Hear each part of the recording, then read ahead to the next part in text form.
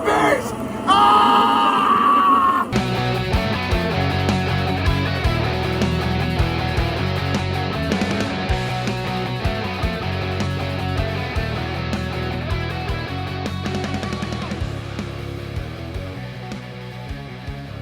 All right. Hi, and welcome to Not the Bees, a Nicolas Cage filmography podcast. I'm Elizabeth. I'm Megan. And this week we watched National Treasure. But before we jump into that, how are you doing, Megan? I'm doing good. How are you? It's our first episode. I know. I'm super excited. And I have a cough drop in my mouth, so hooray.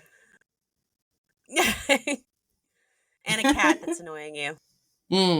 Several. All right, so this week we watched National Treasure, which I had never seen before. National Treasure was released in 2004. It stars Nicolas Cage and Diane Kruger. It has a 46% on Rotten Tomatoes, and the synopsis from from Google says a historian and codebreaker Ben Gates has been searching his whole life for a rumored treasure dating back to the creation of the United States. Joining an expedition led by fellow treasure hunter Ian Howe, Gates finds an ice-locked Colonial ship in the Arctic Circle that contains a clue linking the treasure to the Declaration of Independence. But when Howe betrays him, Gates has to race to get to the document ahead of his so-called colleague. And it is currently streaming on Disney+, which is how we watched it. Mm-hmm. So we picked this movie because I have never seen it. And it is a pretty middle-of-the-road Nicolas Cage vehicle. Yeah. It's pretty tame considering. It is. It's not Mandy. No. It's no Mandy. How did you enjoy it as the first time that you've seen it? I did enjoy it. I liked the opening where the kids in the attic, and I was like, oh, is this the Goonies? Because this is very much like how the Goonies starts. Right, exactly. And it looks like the Goonies attic. See, I took notes as I watched it. Jon Voight is an asshole. Yeah. I do not like Jon Voight as an actor or as a human. We're in agreement, 100%. I was a little disappointed when he showed up. But the movie starts off really quickly. There's that flashback scene to him talking to his granddad and learning the history of the treasure, and the next thing you know, we're in the Arctic Circle. Yeah. It's interesting. I actually have an interesting take on this movie, but I'm not sure if I should say it yet or if we should talk about it a little bit first. Let's talk about it first. So I thought it was really interesting that there was no in-between between him being like 8 years old and then ending up on, an iceberg somewhere. And what was it that his Nick Cage's character's intern, what's his name? Riley? Riley, is that his name?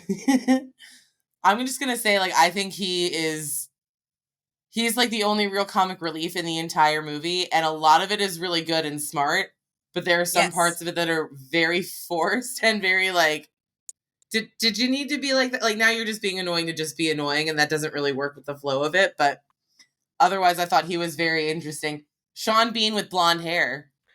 It took me several minutes to figure out that was Sean Bean. Right? What did you tell me? First of all, he's alive. So yeah, he's alive. That already is throwing me off the scent of it being Sean Bean. Right. But with the blonde hair, I was just a little surprised. Yeah.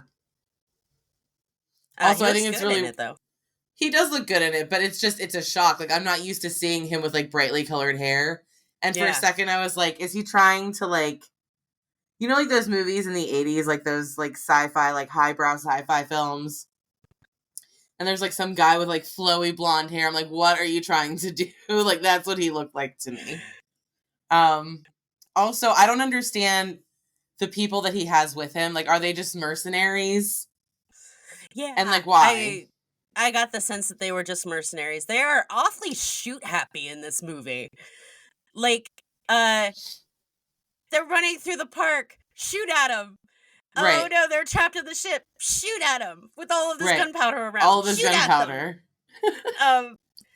gunpowder. They're all dumb mercenaries, and they're really shoot happy.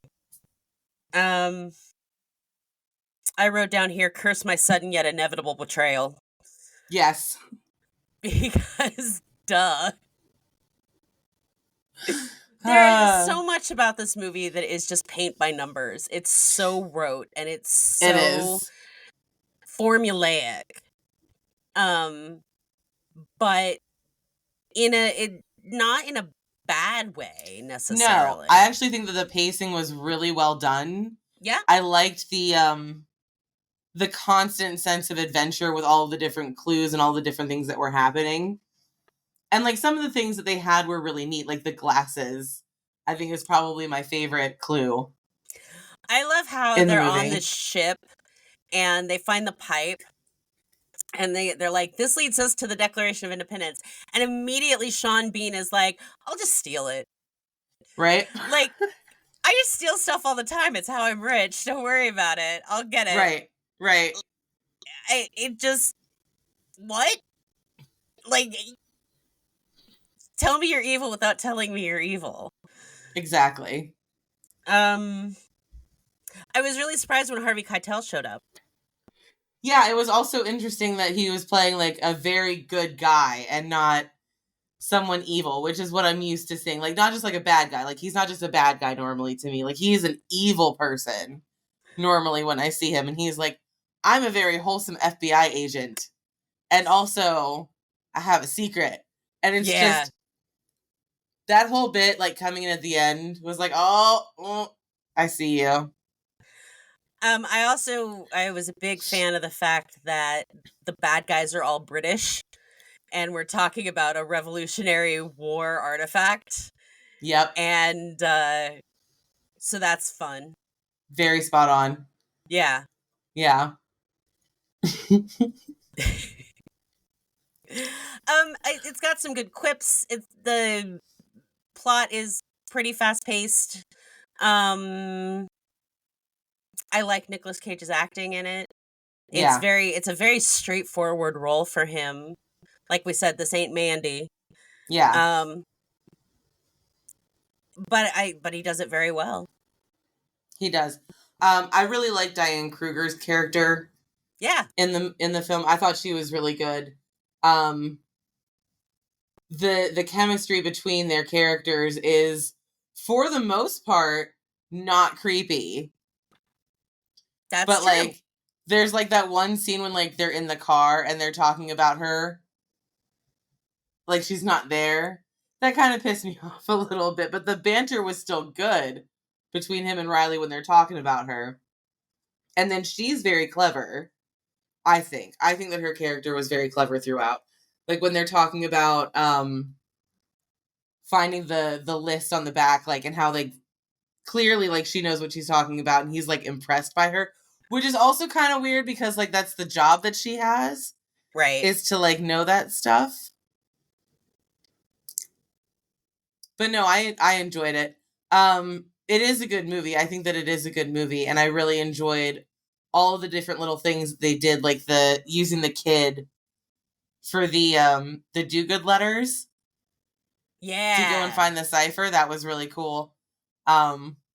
And I love how it's just like a lot of like little bits of like Americana that are just like scattered throughout the world today. And like you do learn some stuff from it. Like you learn like the Liberty Bell, when it was moved, where it was moved to. I still feel like it's predicated on the idea that like the Knights Templar were good people though. And like they weren't good people. Right. Well, when you actually get to the treasure room and they actually find the treasure, spoiler alert, for a movie that came out 20 years ago. Right. Literally. They find the treasure room, and when he lights the track and you can see the room light up, all I was noticing was like Egyptian, Egyptian, Egyptian. Oh, right. All of this is looted glory. Right. All of Right. this is stolen. Right. And I really like that at the end when he's talking to Harvey Keitel and he's like, what we need to do is give this back to the people. We need to split it between the Smithsonian and the Cairo Museum and the British Museum. And I thought like that, yes, that's Yeah. exactly what you do. Yeah, no, that was great. That was a good point. I liked Jesus Christ, sorry. Like everything kind of runs together because I watched that movie like 12 times over the last 2 weeks. Why? I don't know, because I just wanted to be prepared. I don't know. Because it's kind of, I mean, I watched it once. Considering most of his work, like it's dull to me. It is. It is. It is a he very is fantastic in it. He's fantastic in it. It's an okay movie. But by Nicolas Cage standards, I guess we should create a Nicolas Cage scale. By Nicolas Cage standards, this is a very straightforward pedestrian movie. Yeah. It's like a 3. Which makes me wonder, how big was his tax bill in 2004? How much money did he owe? Enough that he took Disney money. Yeah. Enough that he's like, I'll do a Disney movie. Alrighty. Listen, like, I think that people are allowed to spend their money however they want. And if this is what he does for work so that he can afford an extraordinary, like, expensive life, I mean, good for him. But, like, it wasn't, I don't know. So my take on the movie is that it is, it's the American conservative, The Mummy. Oh, yeah, I see that. Like, I totally see that. 100%. Like, Nicolas Cage is supposed to be Brendan Fraser. Sean Bean is supposed to be, oh God, I don't remember that person's name.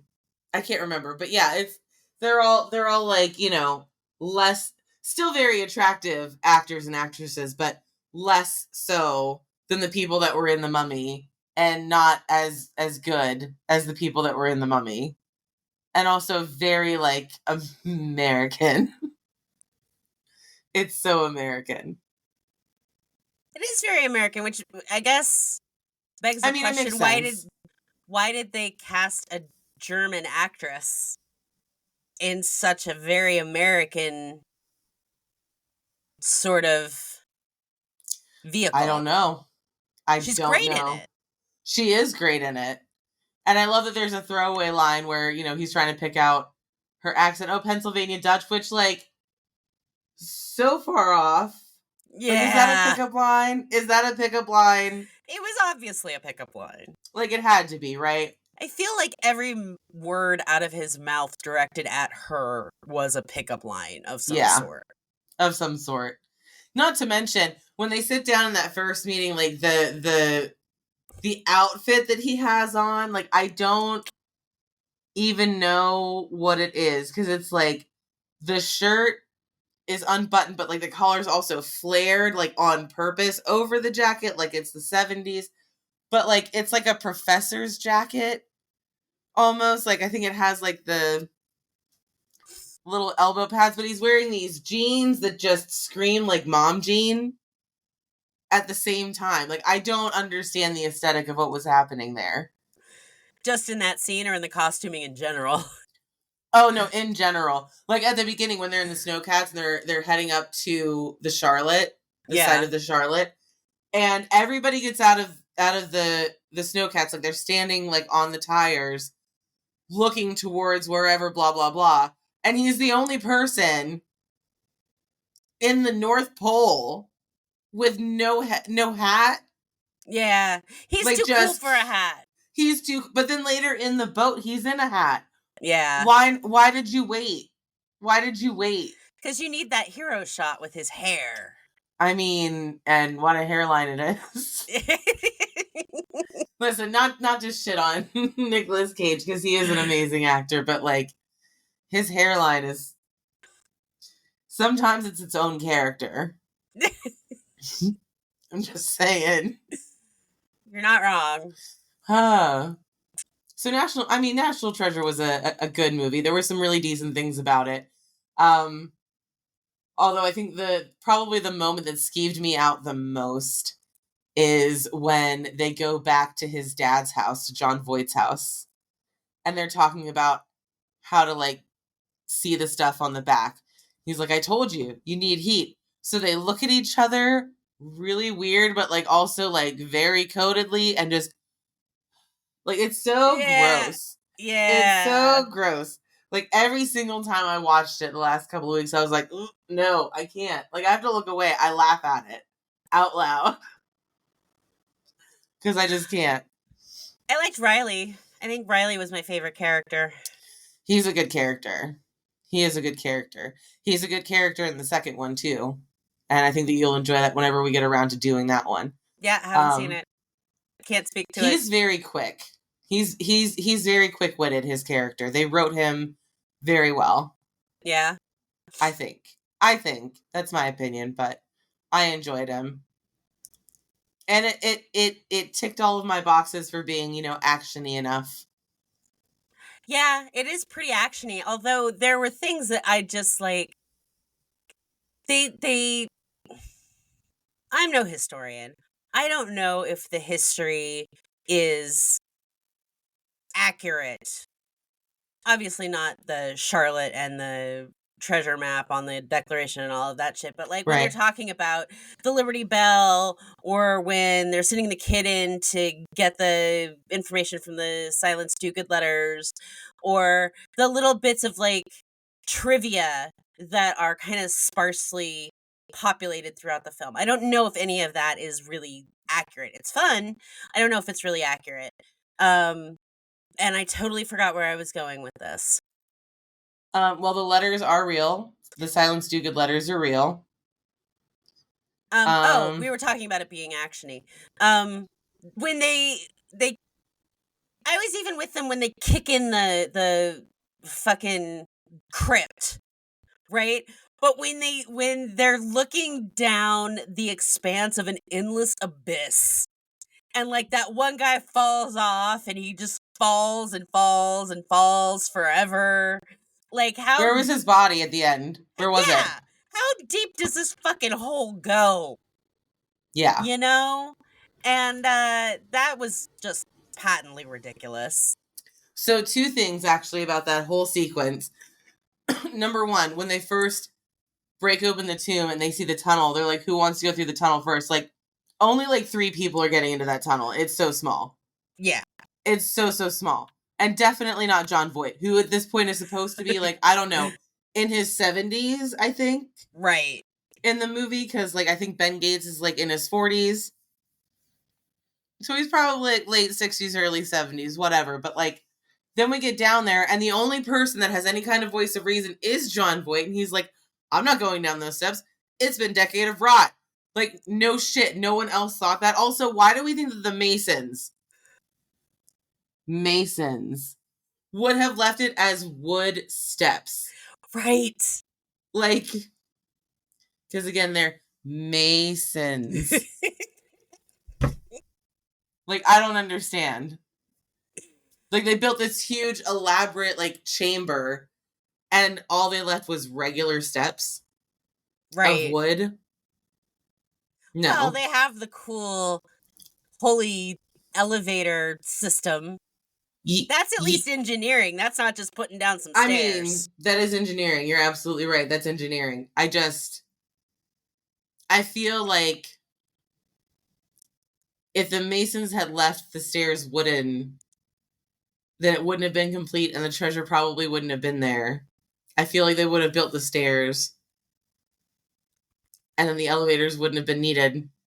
Because again, Masons. I'm just saying. In a blink and you missed it, because I totally did miss it. I guess I blinked. Mark Pellegrino is one of the FBI agents, and I love Mark Pellegrino. Yeah.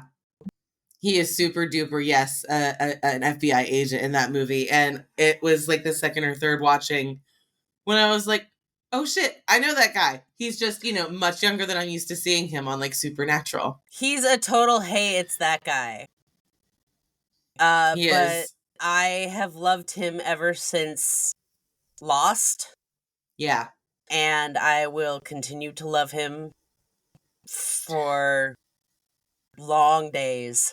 I feel like I've loved him since The Big Lebowski, because I'm pretty sure I saw that before Lost. Oh, No, I he definitely was in saw The that Big before Lost. Lebowski. Yeah, he was. We're nihilists. So fucking funny. So, getting back to National Treasure. Yeah, sorry. ADHD. I think that's fine. I think the only thing left for us to really opine on is, like, what score would we give it? And how are we going to score these movies? Are we going to give them, like, an A through an F?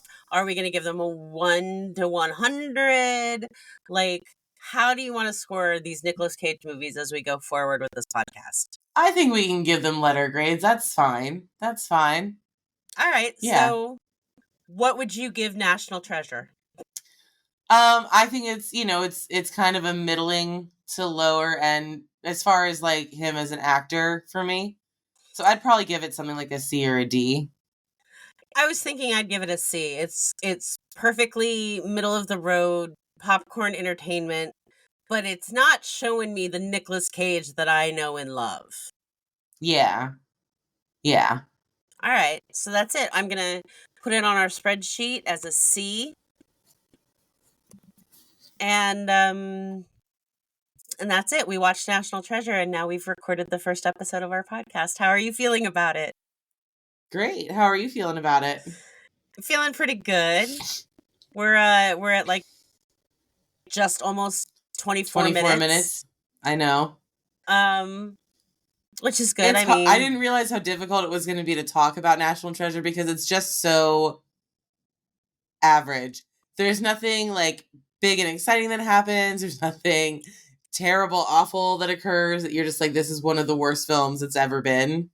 Yeah. You know what I mean? Like, middle of the road. It is very middle of the road.